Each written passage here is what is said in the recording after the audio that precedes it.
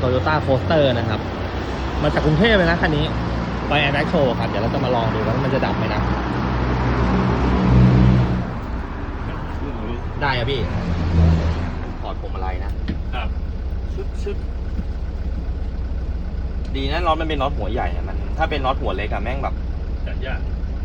มันจะแตกอันนี้ผมเปลี่ยนน็อตมาเปลี่ยนน็อตแต่ดัง วิ่งไกลไหมวิ่งก็เคยวิ่งไอ้นี่ดำเนินยุทธยาอ๋อบางทีก็ดำเนินอย่างเดียววันเดียวไปเช้าเย็นกลับอ่ะเช้าเย็นกลับเอาพี่เปิดร้านอยู่ตรงนี้เหรอนี่อ่ะครับทำเกี่ยวกับพวกอะไรบ้างเนี่ยทำประดับยนต์นี่อ๋อดีไหมครับตรงนี้เรื่อยๆพี่เรามีลูกค้าเดี๋ยวนี้มันจะเป็นลูกค้าเสียแบบว่ารถเสียเมื่อก่อนมันจะแบบว่ายังบนอันนี้สุดนะเมื่อก่อนมันยังจะเป็นแบบว่ามาแต่งนู่นแต่งนี่เดี๋ยวนี้ไม่อ่ะเดี๋ยวนี้เสียลูกค้าช่วงนี้เศรษฐกิจไม่ค่อยดีไม่เสียไม่ทำอ่ะไม่เสียไม่ทำเนี่ยใช่งบแต่ว่าลูกค้าผมมาจากกรุงเทพก็เยอะนะนี่เพื่อนมันเซิร์ชให้ดูผมก็เลยเคยคุยกับพี่ไว้ทีนะปลั๊กอันไหนพี่ปลั๊กสีขาวข้างล่างอะเหรอเดี๋ยวเจอไหมเจอปลั๊กเหลืองละผมก็เลยหยิบอ๋อ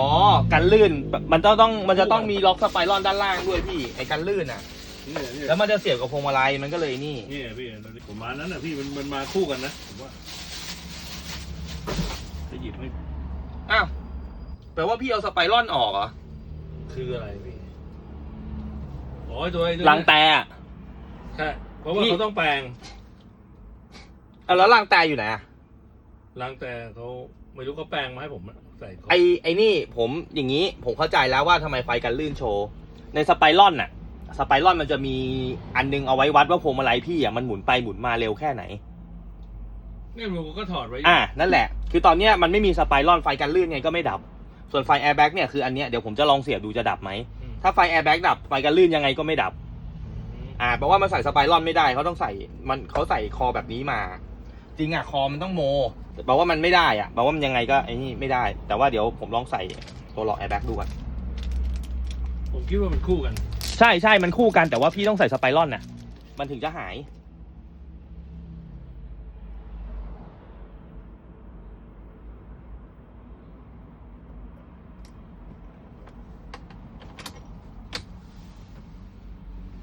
ไม่กระพริบเลยเหรอ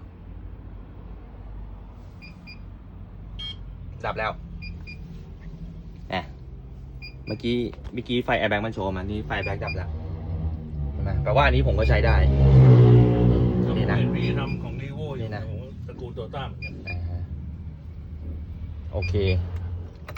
สายหลอดแอร์แบ็กดับใช้ได้เดี๋ยวผมจะลองถอดดูนะเดี๋ยวผมจะถอดให้ดูนะว่ามันถอดแล้วมันจะไม่ดับนี่ดูไฟแอร์แบ็กคนท้องเหรอผมชอบเรียกคนท้องจริงๆมันเป็นลูกแอร์แบ็ก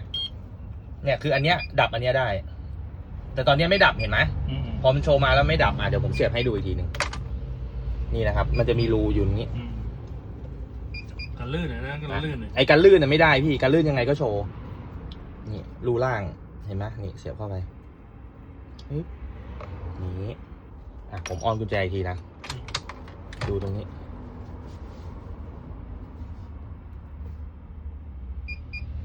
ดับแล้วใช้ได้ตัวนี้ก็ได้โอเคนะครับผมใส่เรียบร้อยนะผมมัดกันเก็บให้มันดี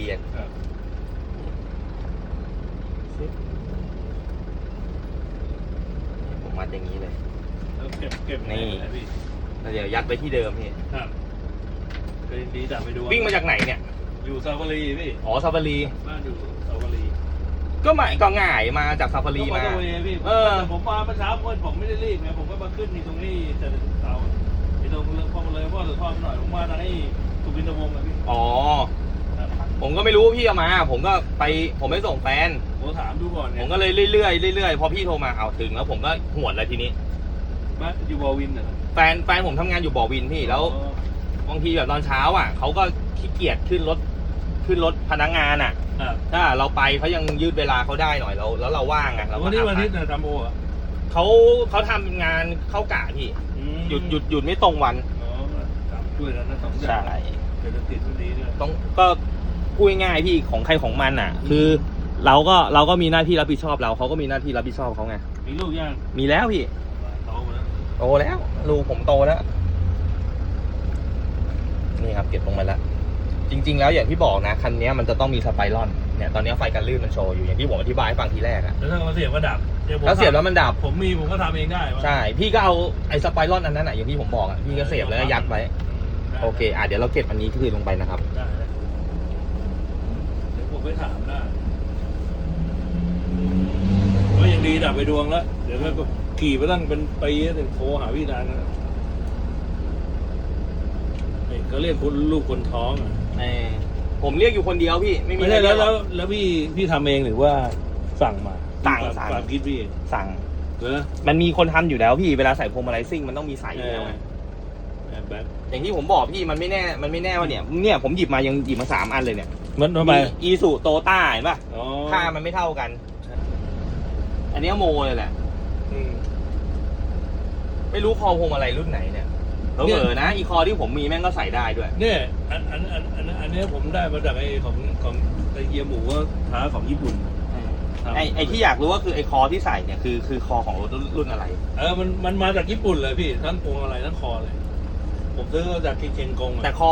คอดูแล้วคอ แล้วผมก็ทำสีพวงมาลัยใหม่ตอนแรกมันซีดไปหน่อยก็เลยให้ร้านก็ทำสีใหม่ แต่คอดูแล้ว มันมีพวงมาลัยนี่นะพวงมาลัยของไอ้ที่รถดีโฟดีมันใส่แล้วไอ้ตู้ไอ้โมงหน้าสั้นอ่ะผมเห็นไปหาพวงมาลัยแบบของเครื่อง3,000เลยอะไรมันลงตัวเป๊ะแล้วจะมีที่ใส่ต่อสายเข้าไปปรับเครื่องเสียงได้เลยแถวบ้างนาก็รับใส่อยู่เพื่อนผมไปใส่มาแล้ว3,000แล้วนั่นแหละ